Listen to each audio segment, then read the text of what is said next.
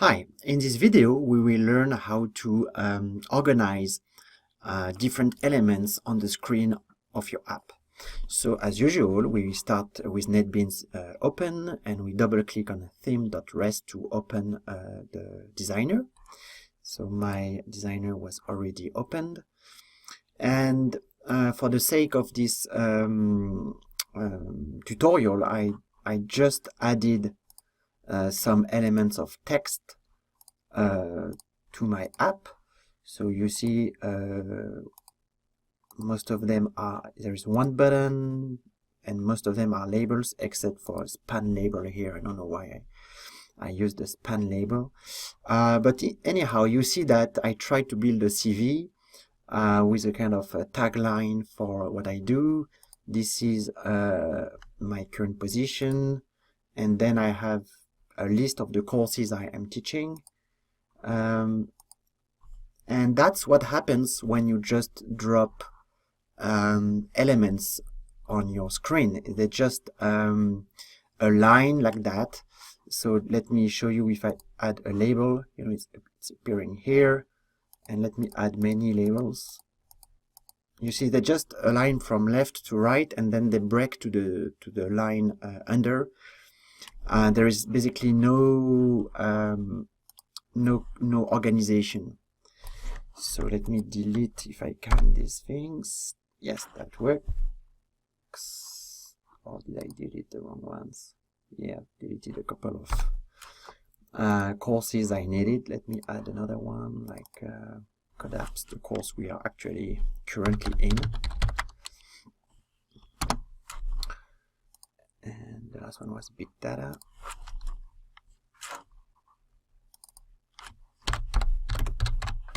For business. Okay, so this tutorial is about how do we put some, how do we organize these things in the space of the screen. Okay, so that's very easy. Follow me here. This yellow folder here represents the screen. In the screen, we have all our textual elements and buttons. If we want to modify how it is organized here, we will just instruct the screen to be organized differently. And so you select this folder, this main form, and then you can see in the properties of this screen or this folder that the layout of the screen is a flow layout, and the flow layout is exactly what we have here, from left to right, a flow from left to right, and then the line below. If we click here on flow layout, we are offered a larger menu of layouts. So we have a flow layout here, which is exemplified like that, you know, like left to right, and then second line, etc. But we could try, the Y layout. Let's do that. Yeah, so you see that if you choose the box layout Y, as in, you know, the Y axis, the vertical axis of the screen, everything will be one under each other. So let's try that. I click on OK. And that's what happened. You see, now if we add stuff, so let me add some labels. You know, they are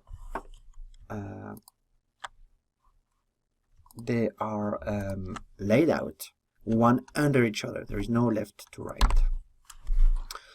So that's how you change layouts. Let's explore some others. So that's the box layout.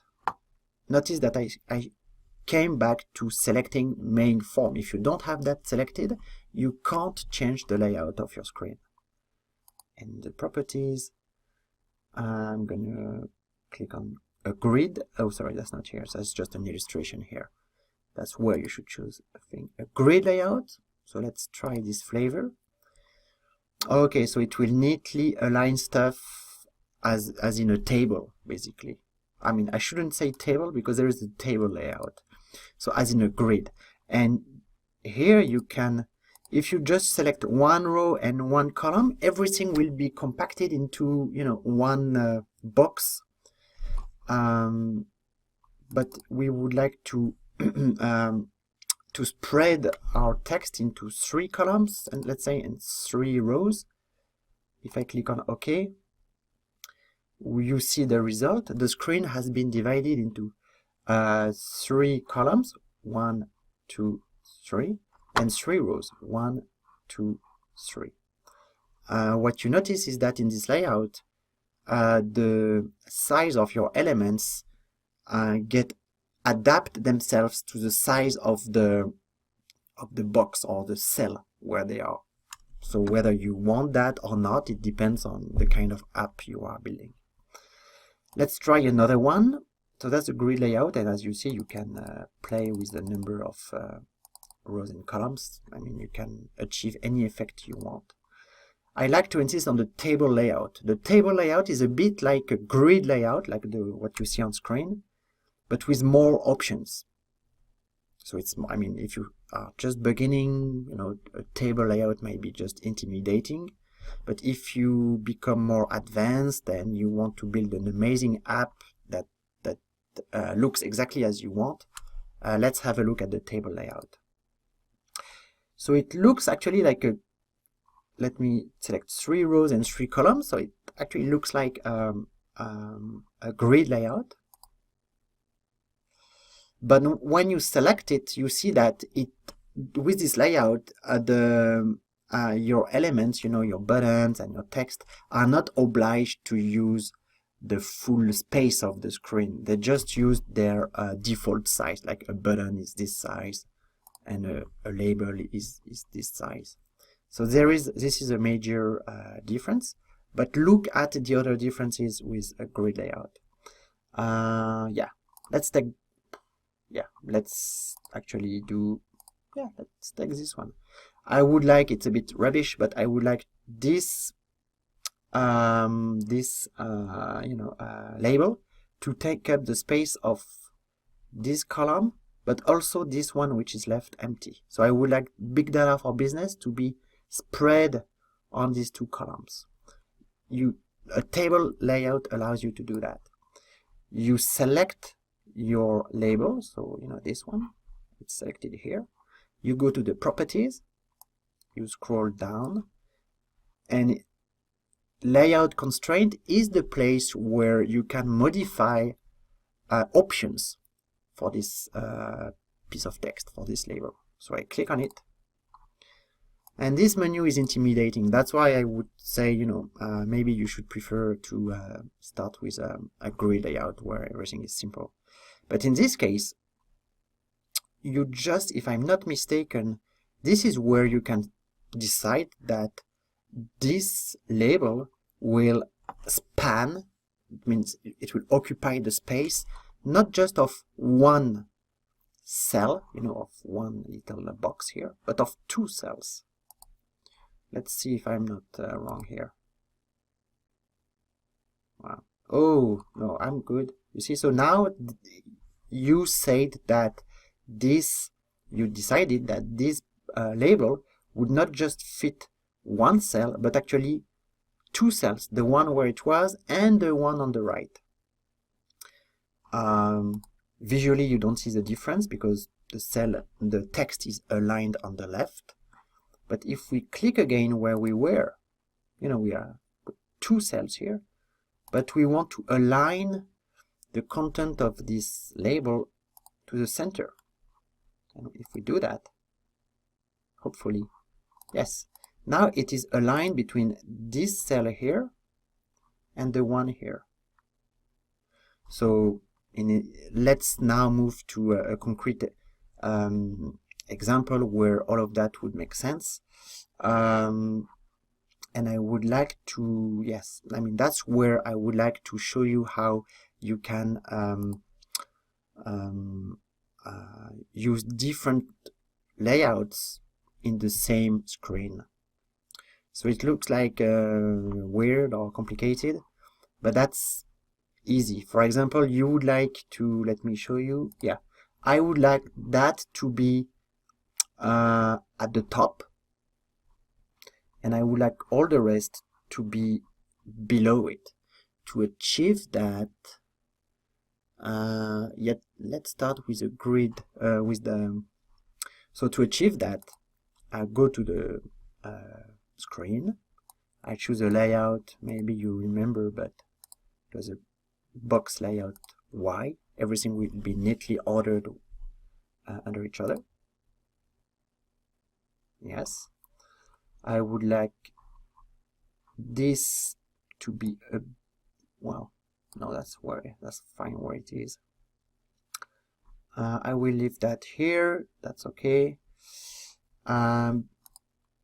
Then assistant professor is fine, course is fine, but then I would like this list of courses not to be listed like that, you know, one under each other. I would like it to have a kind of, you know, to occupy all the space below courses taught. I would like to have a kind of, that it would take all the space. So this should be a box Y layout, you know, these things that are aligned. But this should be more like a grid layout. How do you do the two things in the same screen? Well, the trick here is to use, and it's a simple trick, we stop there. We use a container. So, well, let me do it. You just click once on container and you see a container appearing here. It's like an empty box where you can place elements and apply a layout to them. So this container is like an empty box that, you know, you don't see it on screen. It's nowhere. But we would like to put all the courses in it. So let me put the container here. And in the container, I will put all the list of my course. So to put stuff in a container, you just drag it in the container, and you see that it's kind of inside it. You know, you see the little visual aid here, the line, dotted line. It means that the label 4, so my course market research, is inside a container. I do the same, I put all my courses in it. And we have a kind of strange thing, because suddenly the layout is changing just for these 4 courses. I mean, the thing here has not moved. So why do we have kind of a flow layout as we had at the beginning just for them, and we have a box Y, you know, the vertically aligned layout above that? The reason is that you can apply a layout here and a different layout here, and you can check that here. The layout of the container, of everything inside the container, will be a flow layout. Oops, sorry. And that's what we see. Everything inside this container is organized from left to right, and we could add the label just to show you. You know, that's a flow layout inside the container.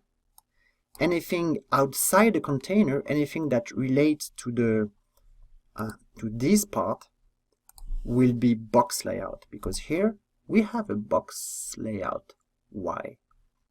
So let me add labels here, and you will see that they will appear here, and let me show you. Oops, they appear, well, they appear below the container, but that's, so you see what I do here. Let me delete these things. And maybe delete all these unnecessary things as well. So that's the strength of, I mean, that's a very powerful tool to organize the space on your screen.